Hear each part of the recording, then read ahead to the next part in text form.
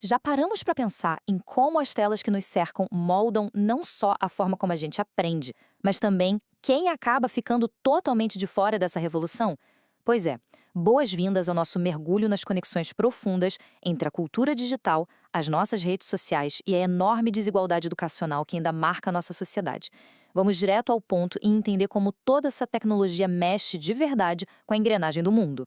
Para abrir a nossa análise, temos um fato histórico simplesmente surreal. É muito comum acharmos que rede social é uma invenção novinha em folha, não é mesmo? Mas basta pensar num tablet moderno e voltar uns 2000 anos no tempo. A elite romana usava tábuas de cera que funcionavam quase com o mesmo propósito. O filósofo Cícero e seus contemporâneos já usavam escravos e escribas para levar essas tábuas com mensagens diárias. Aí a pessoa lia, escrevia um comentário embaixo e repassava a placa adiante. Era literalmente o iPad da Roma antiga. Ou seja, essa nossa necessidade louca de estar em rede já faz parte da nossa essência há muito tempo. E como vamos desbravar tudo isso hoje? O nosso roteiro é super dinâmico. Vamos passar pelas raízes da cultura digital, olhar de frente para o abismo da exclusão, ver a revolução que está rolando nas escolas, entender o nosso comportamento na sociedade conectada e, no final, colocar toda essa teoria na prática. Bora lá?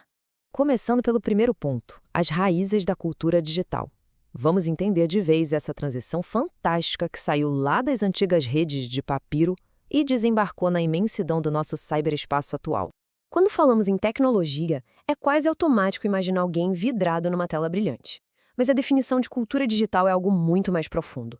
É uma cultura inteira, um modo de vida que floresceu dentro do ciberespaço, misturando o mundo real e o virtual de um jeito inseparável. Não é só um monte de equipamento, é uma verdadeira inteligência coletiva que muda completamente a maneira como existimos e interagimos por aqui. E para dar aquele embasamento de peso, temos o sociólogo espanhol Manuel Castells. Ele mapeou a nossa famosa sociedade em rede em 6 pilares essenciais. Ele fala da comunicação que vai do local ao global em tempo real, do uso de linguagens em comum, mas o detalhe que realmente explode a cabeça é a formação de uma mente coletiva em rede. Graças às infinitas bases de dados interconectadas, nós acabamos funcionando como um cérebro gigante em sociedade, reconfigurando os sentidos do mundo juntos, ao vivo e a cores. Mas aí entramos no nosso segundo ponto, o abismo da exclusão. Porque a grande e incômoda verdade é que nem todo mundo recebeu o convite para fazer parte dessa mente coletiva. Historicamente, garantir o acesso a esse mundo virtual sempre foi uma verdadeira maratona no Brasil. Tudo começou em 1995 com a popularização da internet. Aí damos um salto para 2005 com o lançamento do computador para todos, uma baita tentativa do governo de democratizar as máquinas. E, mais recentemente, em 2017, a BNCC, que é a Base Nacional Comum Curricular, integrou a cultura digital nas regras oficiais de ensino. Foram vitórias gigantes? Sem dúvida. Mas o caminho, cá entre nós, ainda é enorme. Essa divisão fica quase gritante quando observamos os chamados nativos e os imigrantes digitais. A galera da geração Z, os nativos, já nascem com o dedo na tela, usando a tecnologia para o lazer e para aprender de forma instintiva. Enquanto isso, as gerações mais velhas precisam suar a camisa para aprender e se adaptar a essas mudanças. Só que tem um detalhe crucial. Os nativos digitais só possuem essa vantagem de fábrica se tiverem o acesso básico à internet e aos equipamentos, porque nascer na era digital sem ter acesso real definitivamente não garante cidadania digital para ninguém. Isso nos leva a uma frase que resume perfeitamente onde mora o problema. A exclusão social intensifica a exclusão digital, que, por sua vez, aprofunda a exclusão socioeconômica. É um ciclo vicioso, um efeito dominó pesadíssimo. A falta de dinheiro impede o acesso ao mundo online. Sem esse letramento digital, que é básico para o mercado de trabalho atual, a marginalização da pessoa só piora. É uma engrenagem que prende o indivíduo e é muito difícil de quebrar. E o que estamos fazendo para mudar isso? É o que vamos ver no terceiro ponto, a revolução ativa nas escolas e como a educação está tentando reduzir essas distâncias absurdas. Aquela sala de aula tradicional, super linear, onde só o professor fala, está ficando no passado. Para integrar os alunos de verdade ao digital, as escolas estão adotando as chamadas metodologias ativas. Isso quer dizer implementar um ensino híbrido, que mistura o presencial com o digital, e usar a gamificação para deixar o estudo tão engajador quanto um jogo. Tem também a cultura maker, que é a ideia de colocar a mão na massa com programação ou impressoras 3D. O objetivo é criar um ambiente vivo, onde o aprendizado acontece na prática, resolvendo problemas reais. A nossa BNCC oficializou essa missão através de 3 passos bem pragmáticos. O primeiro desafio é puramente estrutural: garantir que os hardwares, os tablets e computadores cheguem às mãos dos estudantes. O segundo passo foca em desenvolver o letramento digital em si, um pensamento ético e crítico. E o terceiro propõe colocar softwares educacionais em ação. Basta imaginar aulas de português turbinadas pelo aplicativo Canagrama, ou a matemática ganhando vida com o Dr. Gel. O plano de fundo é transformar o aluno no grande protagonista do seu próprio conhecimento. Isso muda as regras do jogo. Mas, seguindo para o quarto ponto, comportamento na sociedade conectada, precisamos olhar com muita atenção para o que acontece quando a sociedade inteira fica online de vez. Tem um lado sociológico fascinante e até meio tenso nessa realidade hiperconectada. Por muito tempo, a literatura vendeu a imagem do brasileiro como um povo puramente cordial e acolhedor. Mas as plataformas digitais deram uma boa balançada nesse mito. O anonimato e a dinâmica das redes trouxeram à tona uma intolerância agressiva. Assuntos mais sensíveis revelaram um ambiente digital muitas vezes lotado de racismo, misoginia e homofobia. É como se o espaço virtual funcionasse como um megafone, amplificando os cantos mais obscuros da nossa própria sociedade. Lidar com esse oceano digital não é nada fácil. E o filósofo Pierre Levy deixa uma reflexão genial para nós. O melhor guia para a web é a própria web. Pensemos juntos. A cibercultura é um território gigante e muitas vezes caótico.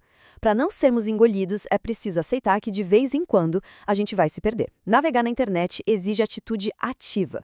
Precisamos explorar de forma crítica e ter bastante paciência para filtrar o que é ruído do que realmente tem valor. Agora sim, chegamos ao quinto e último ponto: a teoria na prática. Vamos ver como desconstruir tudo isso usando uma redação de sucesso absurdo no Enem como nosso laboratório perfeito. O início desse texto escolar já entrega uma analogia simplesmente de cair o queixo. A tese compara a exclusão digital à formação de rochas sedimentares na geografia. É uma sacada magistral. Basicamente, o texto explica que esse abismo tecnológico não despencou do céu na semana passada. Ele é a solidificação lenta, camada por camada, de anos e anos de desigualdade acumulada e problemas históricos não resolvidos. A estrutura da argumentação do aluno também é de uma lógica impecável, atacando em 2 frentes diferentes. O primeiro argumento joga a responsabilidade na falha do Estado, focando naquela negligência pesada de não entregar a infraestrutura que a própria BNCC exige. Já o segundo argumento vira a câmera para a própria sociedade civil. O foco passa a ser a nossa apatia coletiva, essa banalização que nos faz aceitar e normalizar a existência de escolas públicas totalmente precarizadas. Para sustentar a falha estrutural, a redação usou brilhantemente a obra O Cidadão de Papel, do Gilberto de Minstein. A lógica argumentativa bate exatamente na ferida. A nossa Constituição garante acesso à educação e à tecnologia. Lindo, não é? Mas é só ir numa escola de periferia, sem laboratório de informática ou professores treinados, para perceber que na prática a coisa muda de figura. O direito até existe na teoria, mas aquela cidadania plena acaba existindo apenas no papel. E para explicar a apatia da sociedade, o estudante aplicou o conceito de banalidade do mal, da Hannah Arendt. Sabe quando um problema grave acontece com tanta frequência que nós simplesmente paramos de refletir e passamos a tratar aquilo como rotina? É isso. O abismo entre a educação pública e a privada foi tão trivializado que a falta de preparo tecnológico para os jovens mais pobres já nem causa a indignação que deveria causar na nossa sociedade. Fechando o raciocínio, não basta só apontar o problema, certo? A redação propôs saídas extremamente práticas e viáveis. Ela defende que o governo precisa, sim, agir, financiando a criação de plataformas digitais eficientes. Enquanto isso, sugere que as mídias assumam a responsabilidade de lançar campanhas educativas em massa. Os passos miram diretamente na raiz do problema. Agir de forma conjunta para conseguir desconstruir essas velhas barreiras sociais.